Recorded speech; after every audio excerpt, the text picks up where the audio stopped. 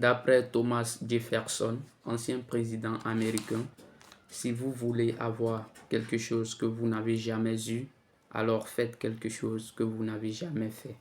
En d'autres termes, avoir un projet, c'est meilleur. Avoir un financement pour mettre en place ce projet, c'est excellent. Mais changer la manière dont on monte les projets en trouvant des indicateurs qui nous permettent de connaître le risque du projet avant même de le mettre en place est encore meilleur.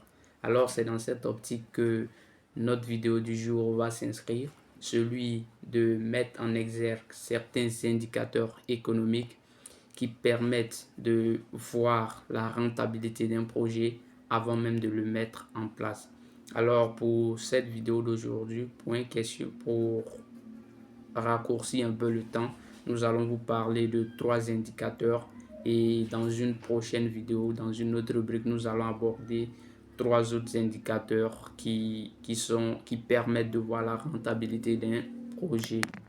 Alors, les 3 indicateurs dont nous allons parler dans cette rubrique sont la VAN, valeur actuelle nette, et le payback ou retour sur investissement en français. Et enfin, nous allons parler de l'indice de rentabilité. Donc, il faut savoir que ces 3 indicateurs-là sont calculés par la valeur actuelle des cash flows ou la valeur actuelle des flux de trésorerie. Donc, la valeur actuelle des flux de trésorerie, c'est quoi? C'est-à-dire que lorsque vous mettez votre projet, avant même de mettre en place un projet, vous pouvez, grâce à des études marketing, à des études de marché, connaître un peu en quelque sorte. Donc, cette étude marketing que vous allez faire au préalable va vous permettre de connaître en quelque sorte de façon plus exacte, voilà, j'y arrive, le montant des différentes ventes. Par exemple, cela peut vous permettre de calculer peut-être combien vous allez vendre par mois lorsque vous allez ouvrir votre projet, lorsque vous allez ouvrir votre entreprise. Donc chaque mois, combien vous allez vendre, ou bien chaque année, quel sera le montant de vos ventes. Donc on va essayer de se projeter et prédire ces différents montants-là. Donc lorsqu'on va prédire ces différents montants-là, on va prendre ces montants des flux de trésorerie-là pour faire soit la différence, soit le rapport avec le montant initial, c'est-à-dire le capital que vous avez investi. Donc ces différentes méthodes-là tournent autour de cela. Soit faire un rapport entre les flux de trésorerie que vous allez gagner lorsque vous allez ouvrir le projet sur le capital investi, ou faire la différence entre le capital investi et les différents flux de trésorerie. Donc, le premier indicateur dont nous allons parler, c'est la valeur actuelle nette.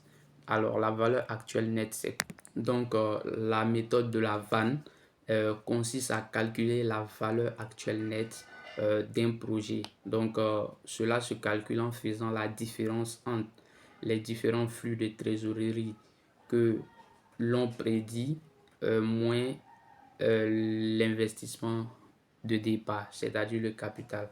Donc, en d'autres termes, au niveau de la méthode de vente, on va prendre l'ensemble des flux de trésorerie que on prédit que nous allons avoir dans le futur, qu'on va soustraire, dans lequel on va soustraire le capital qu'on a investi.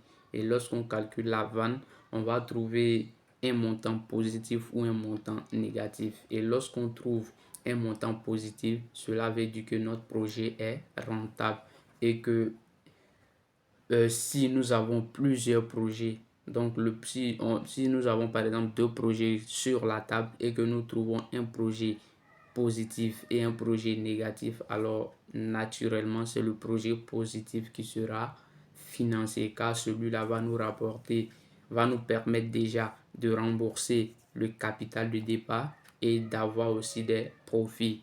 Et inversement, lorsque nous trouvons un montant négatif, cela veut dire que ce projet-ci n'est pas rentable et ce n'est pas la peine d'investir ses fonds dans ce projet-là.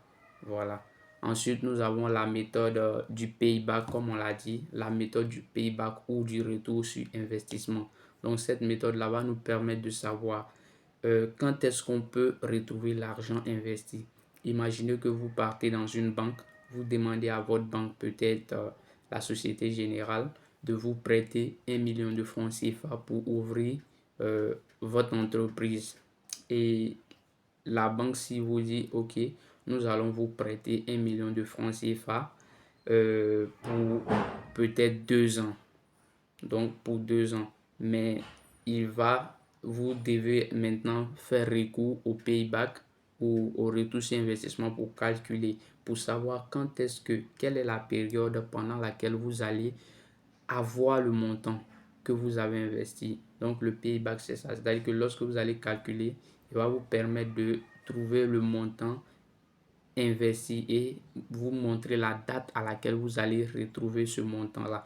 Donc, si la Société Générale vous dit que nous vous prêtons 1 million de francs CFA en 2 ans et que vous venez calculer votre retour sur investissement et vous trouvez 3 ans, alors ce projet-là, de 1, il est rentable et puis il vous permet de rembourser le crédit que vous avez pris à la banque en 2 ans au lieu de 3 ans.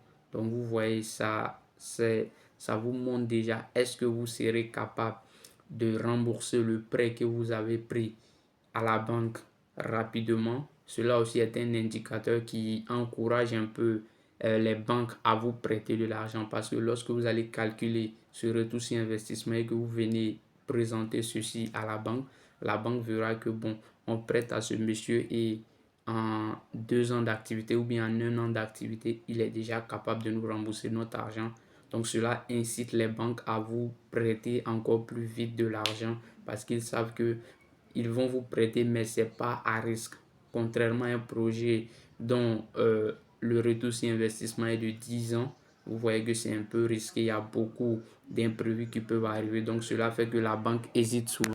Donc, pour trouver le retour sur investissement, on a une formule simple qui est de prendre le montant investi qu'on va diviser par les gains les gains du projet, donc les flux de trésorerie, c'est-à-dire que on va prendre le montant qu'on a investi en haut, on va le diviser par les flux de trésorerie que nous prévoyons et cela va nous donner un résultat et ce résultat là on l'interprète comme suit. Donc si par exemple on investit 10 000 francs CFA et on gagne 2500 par an. C'est un exemple, hein, voilà. Donc, on investit 10 000 et on gagne 2500 francs par an. Donc, on va trouver, quand on va faire ce rapport-là, on va trouver 4. Donc, on interprète cela comme suit. On va dire que lorsqu'on va investir dans ce projet, c'est dans 4 ans que nous allons pouvoir rembourser ou retrouver le capital de départ. Donc cela montre déjà à la banque que si je prête à cette entreprise, c'est dans 4 ans que cette entreprise-là va pouvoir me rembourser. Donc s'il y a un autre projet qui est avec votre projet et que ce projet-là peut rembourser à la banque en 2 ans, la banque peut décider de financer ce projet-là, même si ce n'est pas toujours le cas.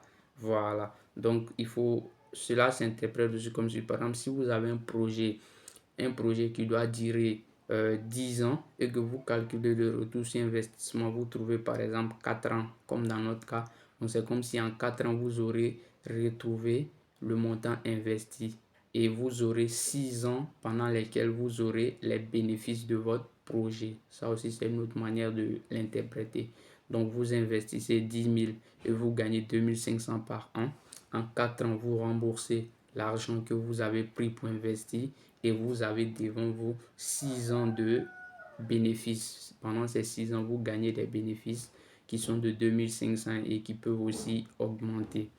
Alors, comme dernier indicateur, nous avons l'indice de rentabilité. Alors, l'indice de rentabilité, c'est quoi?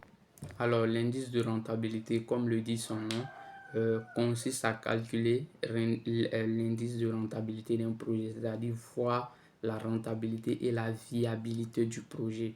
Donc, en d'autres termes, c'est de faire le rapport des flux de trésorerie sur le montant investi. Donc, dans ce cas-là, à l'inverse du retour sur investissement où on avait fait le montant investi sur les flux de trésorerie attendus, Ici, on va faire les flux de trésorerie attendus, c'est-à-dire les montants ou les recettes que nous espérons avoir dans le futur divisé par le capital que nous avons investi. Et ici, l'indice de rentabilité s'interprète selon l'indicateur 1. Donc, lorsqu'on va diviser les flux de trésorerie par le montant investi, en fonction de ce qu'on va trouver, on va interpréter. Donc, on se fie à 1. On peut trouver soit un nombre inférieur à 1, un nombre égal à 1 et un nombre supérieur à 1. Donc, lorsqu'on calcule l'indice de rentabilité et qu'on trouve un nombre qui est supérieur à 1, peut-être 2, 3, 4, 5 pour monter, cela veut dire que notre projet est rentable. Voilà, le projet est supérieur à 1, donc notre projet est rentable et il peut être financé car il permet de retrouver le montant investi et d'engranger aussi des recettes supplémentaires. Au contraire, lorsqu'on calcule l'indice de rentabilité et qu'on trouve un nombre inférieur à 1, cela veut dire que le projet n'est pas rentable et c'est un projet dont l'investissement de départ est supérieur à ce qu'on va gagner. Donc, lorsqu'on trouve un nombre inférieur à 1, cela veut dire que ce n'est pas la peine d'investir parce que quand nous allons investir, l'argent que nous allons avoir ne pourra pas atteindre l'argent que nous avons investi au départ. Ensuite, on peut aussi calculer l'indice de rentabilité et trouver un nombre égal à 1. Alors, dans ce cas, l'interprétation est simple. Si on investit dans ce projet, on ne va pas perdre, mais on ne va pas perdre, on ne va pas gagner.